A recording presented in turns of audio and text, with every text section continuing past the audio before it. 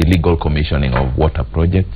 Earlier on you were saying we should not politicize, but some of the people who are raising these issues are saying it's actually the fact that there is no public participation. We have the Itare Dam, it's supposed to be somewhere in Mau. We have the Northern Collection Point. Yes. To what extent were Wananchi consulted, and did they give their opinion? Yes, they did, and it's a process that has taken years. Actually, it was conceptualized in the 90s. Feasibility studies were done, and the National Water Master Plan included major projects that were envisioned in our Vision 2030 to make Kenya water secure. Because when you're looking at a vision that aspires to Kenya being a middle-income, industrialized nation with a high quality of life for all Kenyans by 2030, you cannot have that quality life without water. So we have major projects across the country that will ensure we realize that vision.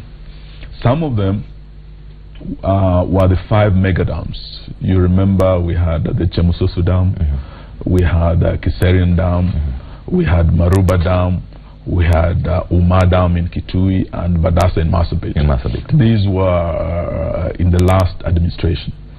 And of the 5, only 1 had been completed by the last administration. But when the Jubilee government took over, we've been able to commission Kiserian Dam. We've also commissioned Chemususu Dam. And we had the 2 dams, Uma and Badasa, that had legal challenges. Now, as we speak, we have resolved the stalemate, and we're in the process of completing those dams. But apart from those, we have 14 new dams. Since independence, what we've had about 28 big dams since independence. And when you look at this, our storage capacity as a country is very low. It's one of the lowest around. It's about 5 cubic meters per capita. Despite the fact that we have so much water. Yes, we have so much water flowing into the ocean. Yes. Our target is to triple this storage capacity from 5 to 16 cubic meters per capita. Now, how do we achieve this? It's through water harvesting, through expanding our storage capacity. And that is why we're talking of 40 new dams. And I'm very pleased to tell Kenyans that as we speak, across the country, we have taken the PPP approach, where we're engaging the private sector to come on board more. Previously, we wanted to do everything ourselves as government and with the support of donors. And that's why we have done very few dams over the last 50 years. But when we now engage the private sector, working with the public sector, we are going to move faster, and we will triple our storage capacity. And that is why when we have major projects, such as the Northern Collector Tunnel, that was part of the master plan, that was conceived as part of the Vision 2030 plan, we do not expect any leader worth his salt who aspires to realization of Vision 2030 to block the same Vision 2030 plan. Even if it's affecting the lives of the people around the project? Because I believe the Vision 2030 is not only for particular Kenyan, it's for every Kenyan, including those around these rivers. It is for every Kenyan, and they are very well selected projects, well researched.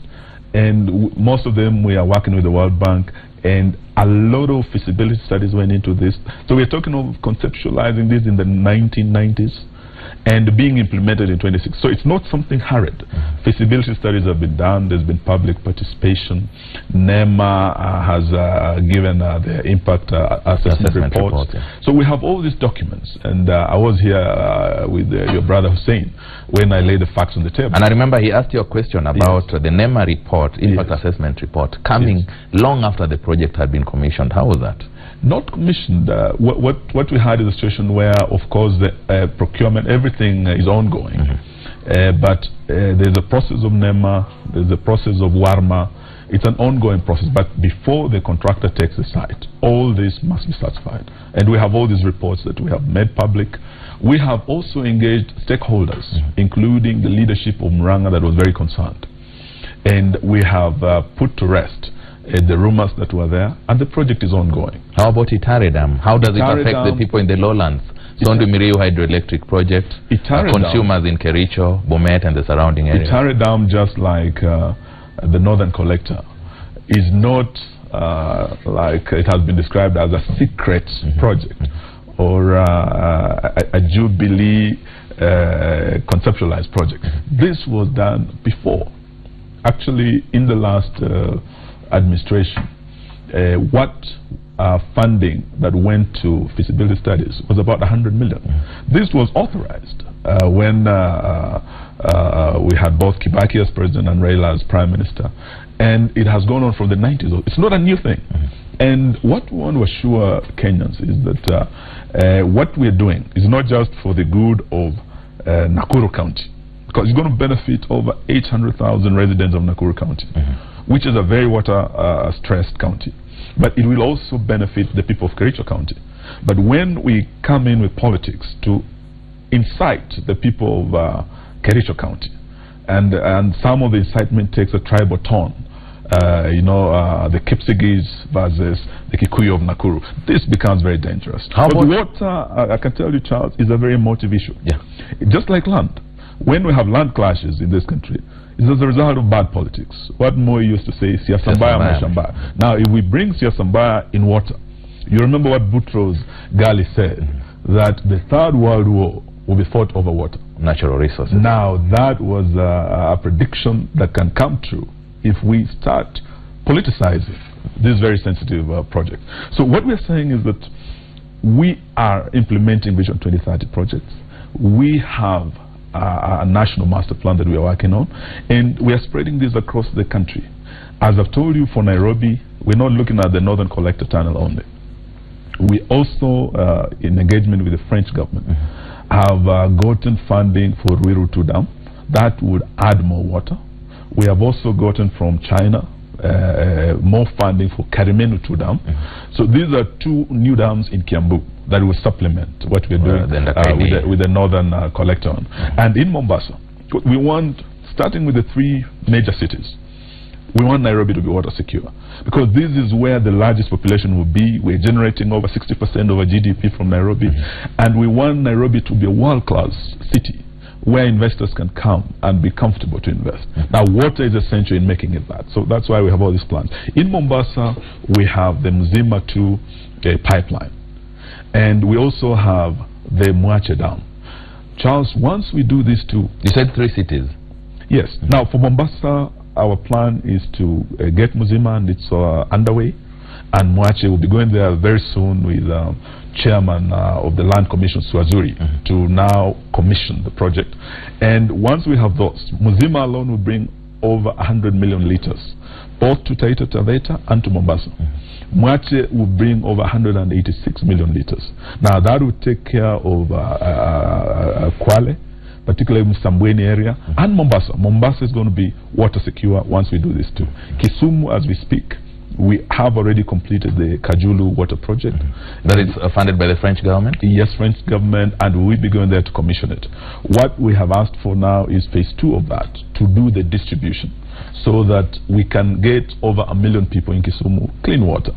So once we have these 3 cities water secure, you are looking at a population, as we stand now, 60% of our population is in rural areas.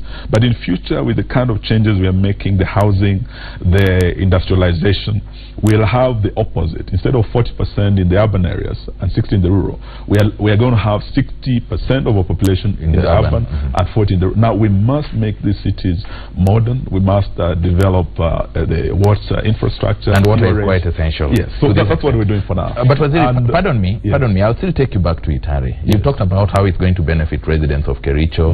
There is not going to be a reliable water supply for the people around Kisumu and the surrounding areas. But the government spent quite some money on the Sondu Miriu hydroelectric power project. The source of River Miriu is the Mau. How does this sit with the Itare Dam? With the Itare Dam, actually, the studies have been done to only get water from one of the rivers, one of the 3 tributaries. So the percentage that in terms of water that will be moving to Nakuru will not affect the Sondu Miriu side. These studies have been done. We have facts, and we have even had challenges, legal challenges. People are going to court to challenge, and environmental courts are dealing with the issues. Northern Collector also, we've gone to several courts. What we are saying is that these legal challenges, these political challenges, we have land issues, are standing in the way of great projects that will transform this country. And without us implementing Vision 2030 projects, Vision 2030 will just remain a pipe dream on paper.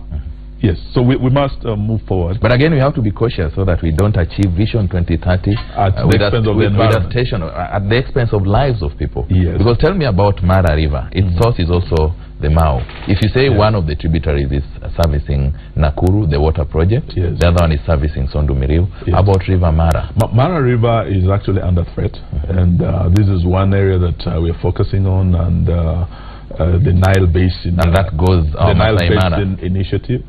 What we have all agreed is that the eighth wonder of the world, that is a source of revenue through tourism, both in Kenya and Tanzania, is something that we can't afford to lose. So we are working on the Nile Basin Initiative, both with Tanzania and ourselves and the other states, but also the 4 counties. In fact, we will be having a meeting with the Kericho leadership, Narok, and Nakuru and Bomet. So once we have this team in place, we will be looking at the future of the Mara River. And of course, this is tied to the Mau, because the Mau is the source of the Mara. So I want to agree with you, Charles, that the Mara is under threat, and we must all work to ensure we conserve it. We have to look at the issue of protecting our catchment areas. We have to look at the issues of reforestation, and we are working very closely with my sister, Professor Judy Wahungu. Recently, under the Climate Change Initiative, we received funding, about 3.5 billion, to conserve the water towers. Mau is one of those. We will also be applying the same to the Abadeas. When we are taking water through the Northern Collector Tunnel, we must ensure that the Abadeas are protected, so that the people around the mountain in Murang'a and other areas and future generations benefit from it. Waziri, we mark the Kenya Water Week. How do you feel that the price of a liter of water is more expensive than the price of petrol? It is something that we are taking very seriously, because now water is a human right under Article 43 of our Constitution, and we are doing everything to ensure we increase access to water. This, as I've said, is through major infrastructure developments that are ongoing across the country. Talking of Kisumu, we have Koru Dam that is coming very, very soon, and we have also Bosto Dam on the Bomet side. These are going to increase actually water storage. They will also increase water for irrigation, because the River Nyando is where we are abstracting water to irrigate Ahero, West Kano, and it takes a lot of money to pump water from River Nyando up to supply the farmers. But once we do Koru Dam, water will come by gravity. We'll expand the acreage under irrigation. We'll expand the water supply. These are some of the areas we're doing. When you go to Baringo, we have the old Pekera scheme. We are doing Radat Dam there. That will also increase water, apart from Chemususu Dam. When you go to Turkana, we have a major dam called Lawat that is coming up. When you go to Isiolo, we have the Crocodile Joe Dam. So we have all these dams across the country. And once we complete them, it will be like a Christmas tree across the country, and we'll see more water for Kenyans. And as we speak, the national coverage is at about 60%. Our plan is that we complete these dams by 2020, and we are able to push the access to 80%, meaning 8 out of 10 Kenyans by 2020 should have clean water. And in the remaining 10 years to 2030, we should be able to achieve the remaining 20%, and we should be able to achieve universal access by 2030, in accordance with our Vision 2030, but also in accordance with the SDGs. The water issue is quite an emotive issue, as you earlier on mentioned, and it's quite an expansive issue too. I want us to look at irrigation. Yes. What do you say to the argument that Lake Victoria is more ornamental than beneficial as far as irrigation is concerned? There's something about the Nile Treaty, things like that. Is it true that people around Lake Victoria are not allowed to use it for irrigation? We have what is called the Nile Basin Initiative. Of course, we have some of these old treaties that were very one-sided. But all the Nile states are now agreeing that there has to be equitable use of this transboundary resource called Lake Victoria. and we are making progress. And but nothing stops us from developing irrigation infrastructure around the lakeside. As I've said, as we speak, we're expanding Ahero, we're expanding West Kano, and that it will be difficult to pump water from the lake. It's easier when we are taking water from River Nyando and raising from Koru Dam. It will go down by gravity. So that will be able to boost our acreage under irrigation. We could actually double. There's no reason why Kenya should continue importing rice from Pakistan when Ahero, West Kano, Bunyala can be expanded, and where we are doing Thiba Dam in Mwea, that will double the acreage. Which took quite a while because of the pushing and pulling too. Yes, there are challenges, legal challenges, as we've said. Thank God they're not political, but it has something to do with the land compensation, which has been quite a task. But we're at the tail end of it, and very soon we will be having His Excellency the President commission it. That would double the rice production.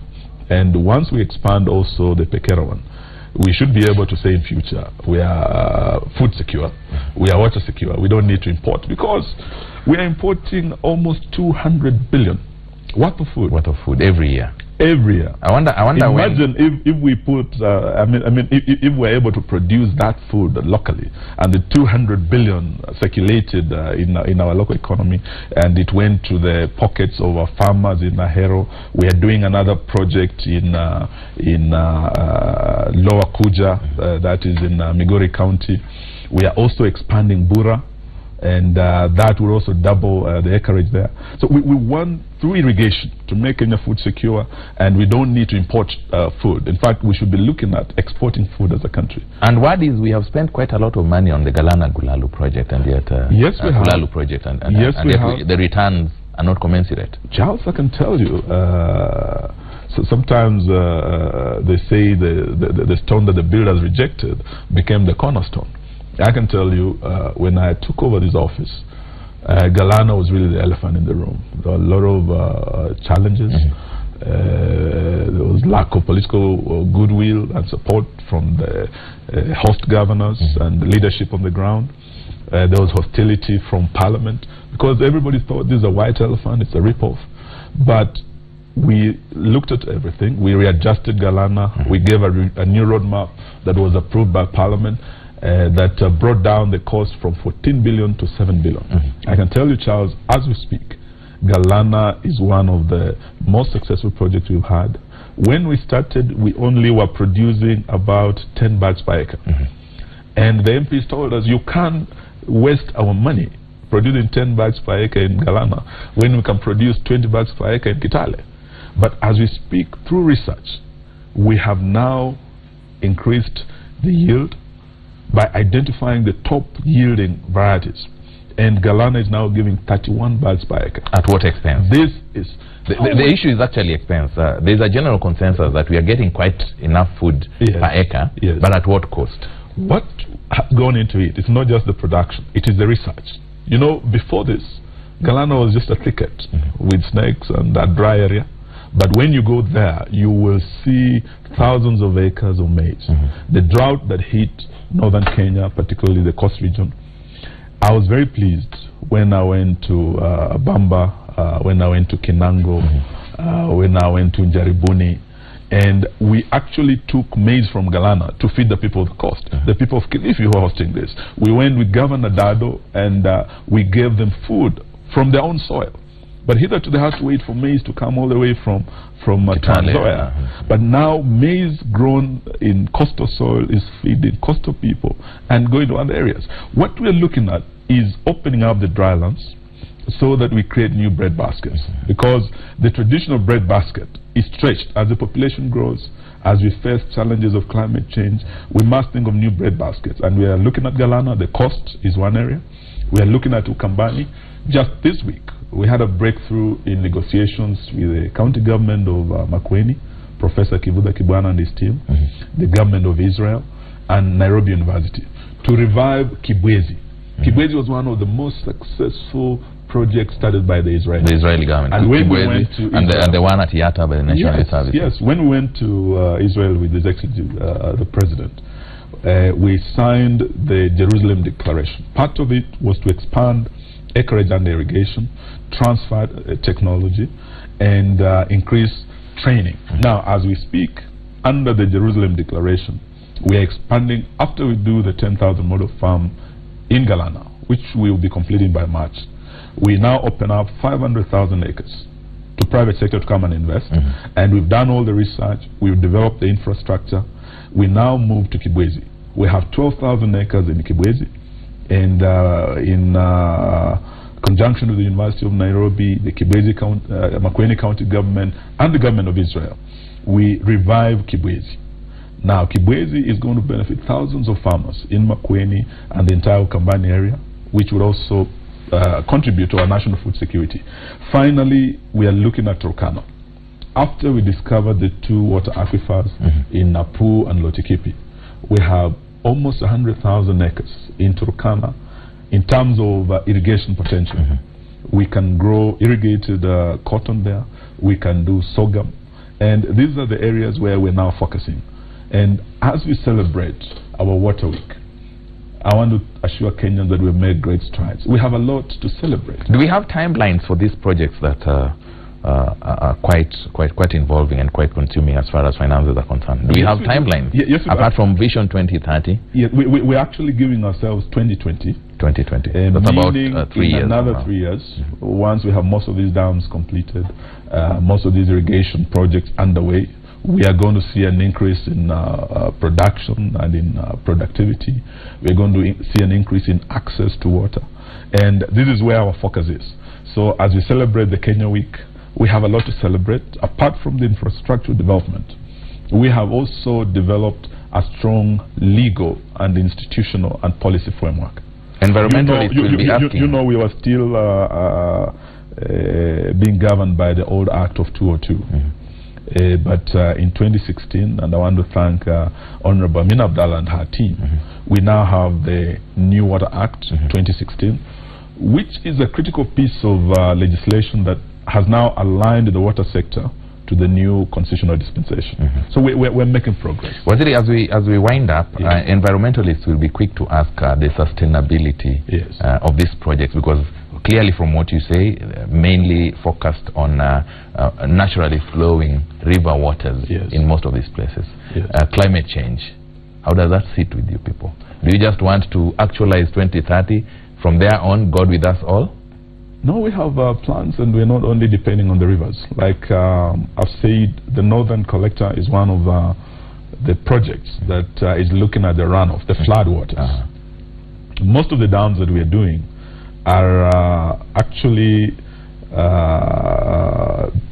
chosen carefully, that we don't do all the dams based on the rivers, because there are areas where we can dam a runoff water and we create a dam. So hoping that it rains and floods. No, floods will be there, droughts will be there. So that you but we're not going to wait for the rains, we're not going to wait for the drought. We are moving forward to increase the storage, to increase the infrastructure, and to increase the production. Yes. Thank you very much, Waziri. It was a pleasure having you around. Viewers, my name is Charles Odhiambo. I was sitting in for Fred Ndimuli, who will not be around with us for a short break. It was a pleasure having you. And thank you, Charles, and I want to invite you to our gala dinner. We will be issuing awards to some of the greatest contributors to the water sector. Will there be bottled water for free, or I have to buy? Yes. Amongst them we have the Honorable Martha Karua. You know, she was the former Minister for Water and Irrigation. Under the NAC she led the water reforms under the NAC government, and we would be awarding her. We also have leaders from the private sector like Vimal Shah, who are working very closely with us in creating the private-public partnerships. We also have very talented young people like Jaguar, who are helping us in the slums, sensitized people. Thank you. So please come and be part of the gala dinner, and let us celebrate together. Thank you. Thank you. Viewers, that was Mheshimiwa Eugene Wamalwa telling us more about the Kenya Water Week and the water situation in the country. I'll now hand you over to Joy Mudengi and the band for a bit of entertainment before we get to Cheche.